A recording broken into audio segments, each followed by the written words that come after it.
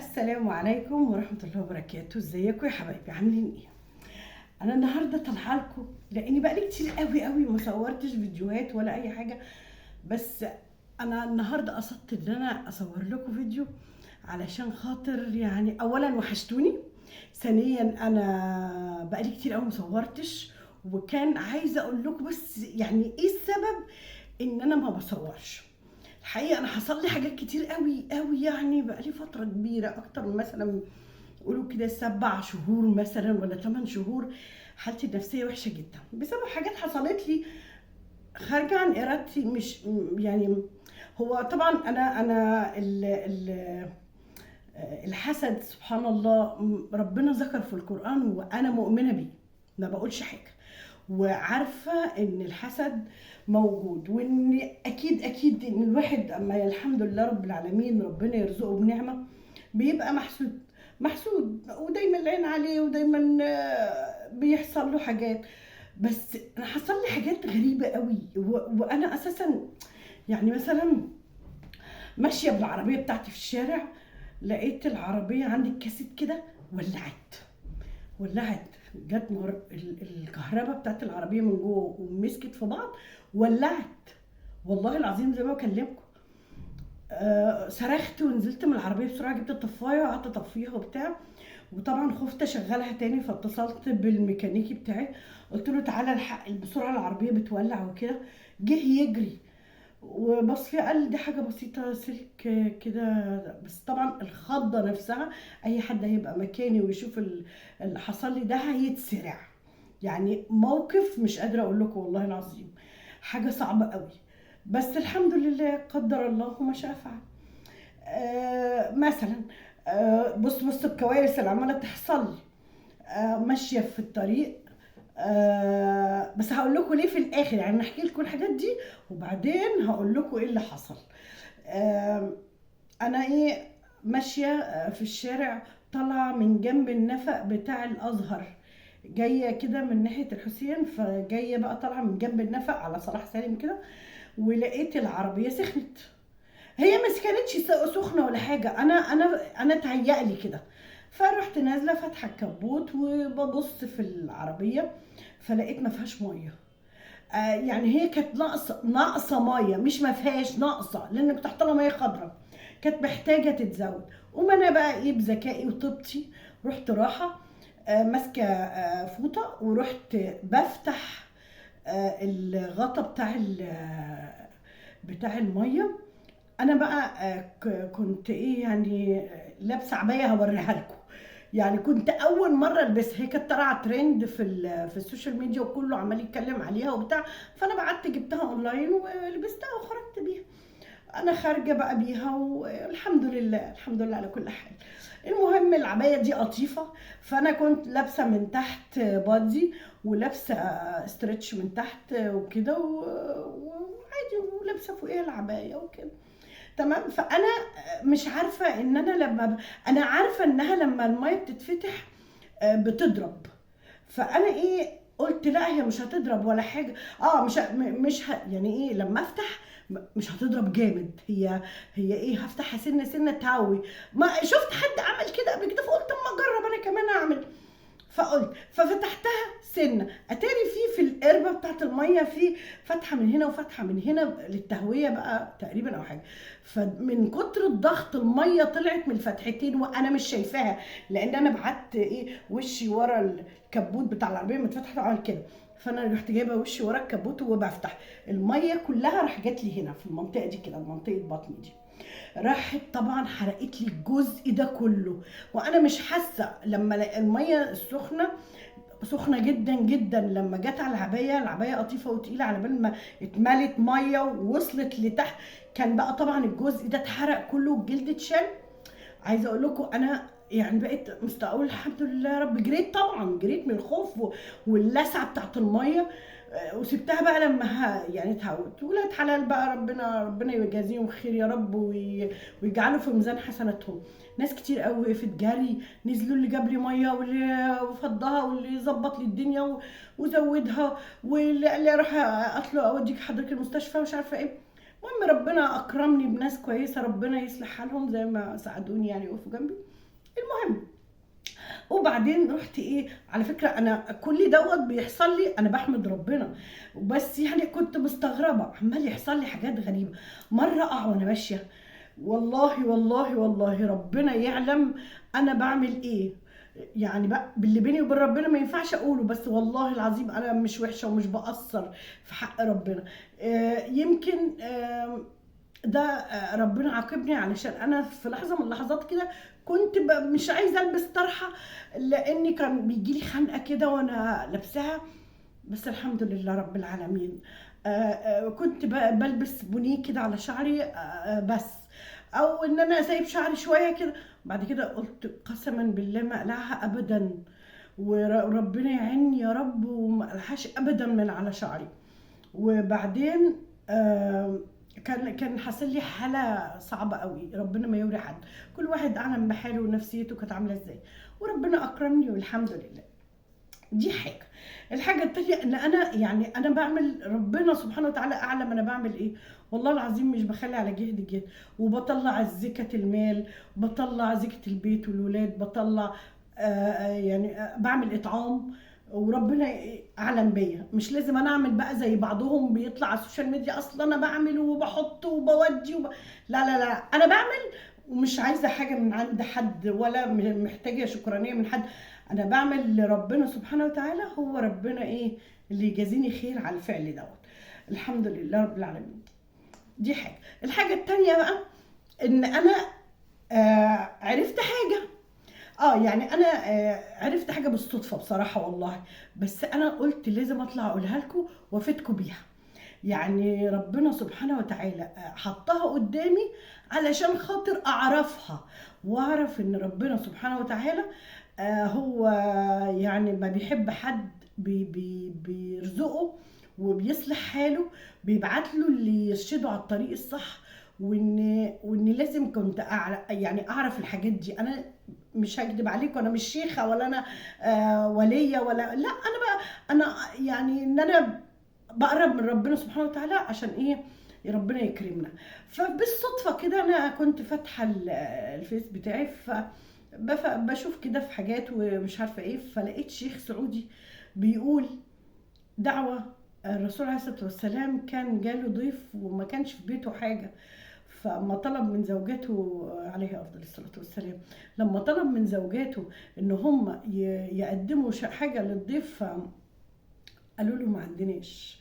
زي كل بيت الحمد لله يا رب ساعات بتمر عليه ظروف ما عندوش، ما فيش في البيت حاجه، فقال له يا رسول الله البيت فاضي ما فيهوش حاجه، فدعا دعوه لربنا سبحانه وتعالى. بصوا ده بقى بدايه الخيط معايا، بس عشان تعرفوا انا هقول لكم ايه.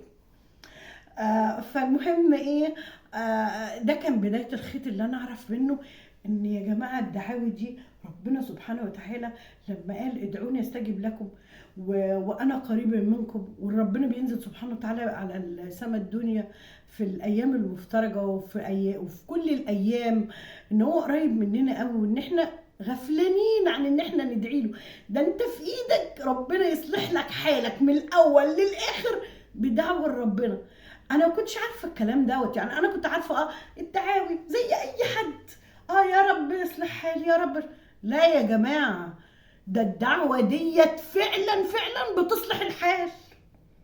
سبحان الله سبحان الله، ربنا سبحانه وتعالى فعلا فعلا بيستجيب، سبحانه وتعالى بيحقق للبني ادم كل حاجه. الطاقه بتاعتك لو انت مش مقتنعه ودايما تقولي يا ده انا رزقي قليل، لا لا لا ده انا مهما بدعي ما بيحصليش، لا لا ده انا مش عارفه، لا بالعكس، ده ربنا لما بيأخر حاجه عن بني ادم بيبقى عايز يدعي له يقرب منه، يخليه دايما يدعي ربنا يقول يا رب حقق لي كذا وكذا وكذا وكذا يا رب.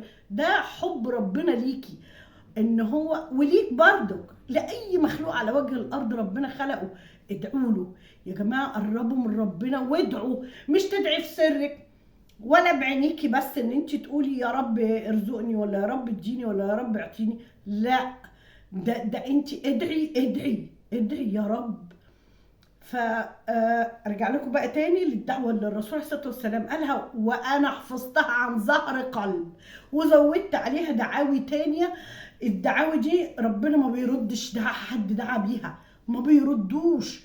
طول ما تدعوا لربنا وتقولوا الدعاء اللي انا هقوله لكم دلوقتي ده، والله العظيم ده عن تجربة يا جماعة. أنا مش شيخة عشان أقول لكم ادعوا ربنا، مش لا لا لا لا لا، والله العظيم الكلام ده حصل.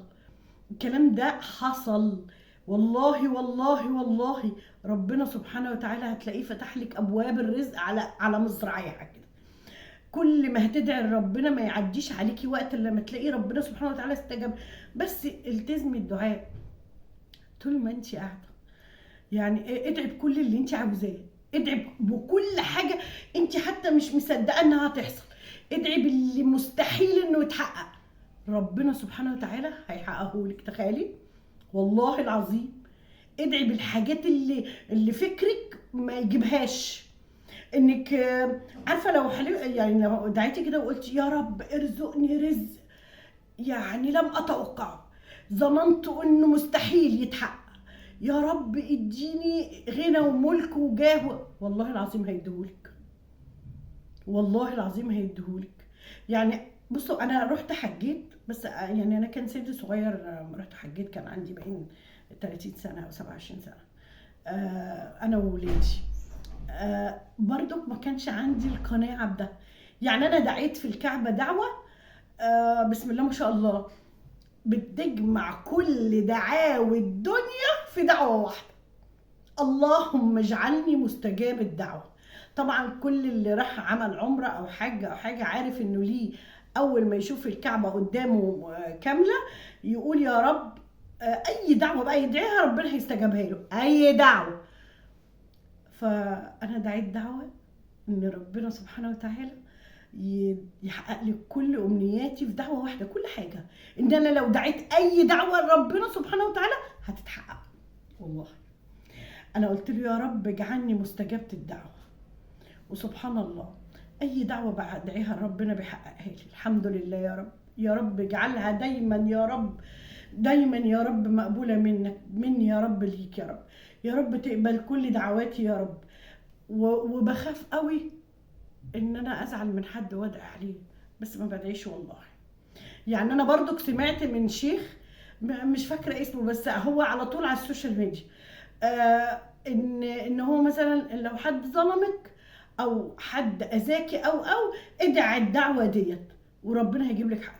والله العظيم خفت ادعيها، والله العظيم ما دعيتها، وقلت لا لا انا ما باذيش حد، بيني وبين ربنا يا رب انا مسامحه. انا مسامحه كل اللي اذاني قدامك يا رب، واشهدوا كلكم انا مسامحاه، والله العظيم مسامحه. لا عايزه اذيه لحد ولا حد يأذيني ولا اذي حد. ربنا يسامح الناس جميعا ويجعله في ميزان حسناتي يا رب. الدعوه بقى اللي هقول لكم عليها، الرسول عليه الصلاه والسلام قال ايه؟ اللهم ارزقني من فضلك ورحمتك. وما انا قلت بقى اللي ازيد، ونعمتك وكرمك. فتخيلوا بقى في اكرم من ربنا سبحانه وتعالى؟ اللهم ارزقني من فضلك ونعمتك ورحمتك وكرمك. إن ومن يتقي الله يجعل له مخرجا ويرزقه. بصوا الدعوه بتقول الاول قبل ما انا اقول اللي انا زودته عليها بقى. انا قلت اللهم الله والله نسيت اتلخبطت. هقول لكم تاني استنى. اللهم ارزقني من فضلك ورحمتك ونعمتك وكرمك، انه لا يملكها الا انت. ربنا سبحانه وتعالى، ربنا بس هو اللي بيملك الكرم والنعمه والفضل، وفضل الله علينا عظيم. وقال في الكتاب العزيز ان فضل الله عليكم لعظيم. تمام؟ فانا اقول ايه؟ الله احفظوا، والله العظيم احفظوا، اقسم بالله هتدعوا لي. كل اللي هيدعي الدعوه دي ما يلفش عليه 24 ساعه لما تلاقي الرزق دخله. والله والله بفضل ربنا وكرمه عليكم وعلينا ان شاء الله. يقول ايه؟ اللهم ارزقني من فضلك ونعمتك ورحمتك وكرمك، انه لا يملكها الا انت. وانا بقى زودت ومن يتقي الله يجعل له مخرجا ويرزقه من حيث لا يحتسب ومن توكل على الله فهو حسبه ان الله بالغ امره ان الله جعل لكل شيء قدرا. الدعوه دي ما بتتردش، الدعوه دي مفتوحه عند ربنا، اللي يدعيها ربنا يرزقه سبحان الله من حيث لا يدري ولا يعلم ولا يحتسب. ادعوا يا جماعه ربنا، والله يا جماعه الدعوه والله ما كلام، والله العظيم. يعني في ناس ما بتصدقش الكلام ده، في ناس ما بتصدقش، بس والله يعني تقول لي ايه، انا بدعي والله بدعي وربنا ما بيستجابليش ولا بيحقق لي حاجه. لا، ما فيش الكلام ده. ربنا بقى في حاجه مهمه قوي قوي قوي تعرفوها، ان ربنا سبحانه وتعالى مش للتجربه، مش تجربيه. ربنا خلي عندك ثقه. محمد رمضان الفنان بيقول ثقه في الله نجاح، ثقه في الله نجاح.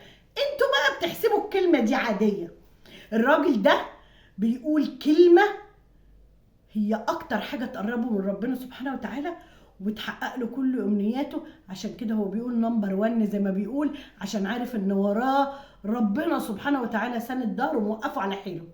ربنا مش للتجربه يا جماعه. لما تدعي ربنا خلي عندك يقين، يقيني بالله يقيني. تدعي ربنا سبحانه وتعالى وتقولي اي دعوه وانت واثقه ان ربنا يحققها لك. انا مرت عليا حاجات صعبه قوي، الحمد لله يا رب، وربنا عداني منها زي الشعره كده اما تشيليها بالحلاوه، ولا جرالي اي حاجه الحمد لله. الحمد لله، انا بفضل الله في نعمه وخير. انا الحمد لله ربنا اكرمني وكرمني بفضل الله. يعني انا اللي حصل لي في حياتي كوارث والله العظيم، انا عديت بحاجات الحمد لله يا رب من فضلك انت يا رب. فلو سمحتوا ادعوا لنفسكم وادعوا لحبايبكم، وطبعا حبايبكم دول ولادكم اغلى الناس، ادعي لهم زي ما انا بدعي لاولادي، الله يسترهم ويجعلهم يا رب من المسعودين في الدنيا والاخره، ربنا يصلح حالهم. واحفادي ربنا يحرسهم ويخليهم ويبعد عنهم ولاد الحرام، ويبعد عن ولادي وعن نفسي وعن احفادي ولاد الحرام، ويبارك لنا في عمرنا وعيشتنا وحياتنا، ويبارك لأمة المسلمين، ويرحم أمواتنا جميعا، ويرحم أمي وأبويا وأخويا، ربنا يرحمهم ويغفر لهم ويسامحهم. يا جماعة اوعوا تدعوا على حد، الدعوة مستجابة، والله ربنا بيستجاب الدعوات، والله ما تسيبوا الدعوة. ده ربنا جعل أجمل حاجة على الأرض إنك تدعي. ادعي ادعي ادعي ادعي ادعي، أنا هفضل أقول لكم ادعي ادعي ادعي ادعي. ربنا بيحب اللي بيدعي له ويقرب منه، وبيحب العبد اللحوح. انك تلحي على ربنا في طلبك، اي حاجه انت عايزاها افضلي ادعي لربنا يا رب يا رب يا رب. ودايما قولي استغفر الله الواسع العليم، وسع عليكي ربنا. ربنا سبحانه وتعالى بيوسع الارزاق، ويوسع عليكي الارزاق دي، يجيبها كتير، الرزق يجي عندك كتير. طبعا انا مش شيخه ومش ضليعه في القران زي الشيوخ والناس اللي كده، بس انا بقول لكم اللي انا جربته والله، واللي انا شفته، واللي ربنا حققه لي الحمد لله رب العالمين واكرمني، والحمد لله انا في نعمه وخير يا جماعه. واما بنعمه ربك فحدث. اللي بتخاف من الحسد زي كده انا ما كنتش اعرف. يعني مثلا الواحده لما يقول لها انت عامله، انت جبتي، انت عملتي منين وفين وازاي، لا لا لا لا لا لا لا، علشان تغزي العين عن اللي بتحسدك او اللي بيحسدك دوت، قولي له بفضل الله عندي كذا وكذا وكذا، بفضل الله ابني شاطر في المدرسه، بفضل الله كذا. عارفه انت بتعملي ايه بقى وانت بتقولي بفضل الله؟ انت بتغزي العين عنه، انت بتغزي العين عنه، خلاص الحسد ما صابش فيكي ولا فيه، يا انك قدمتي ربنا الاول بفضل الله سبحانه وتعالى، انت بقيتي في نعمه وخير. استنى اوريكم بقى العبايه اللي اتنحست بيها بسبب انها حلوه وانها ترندي وانها حاجات كتير قوي.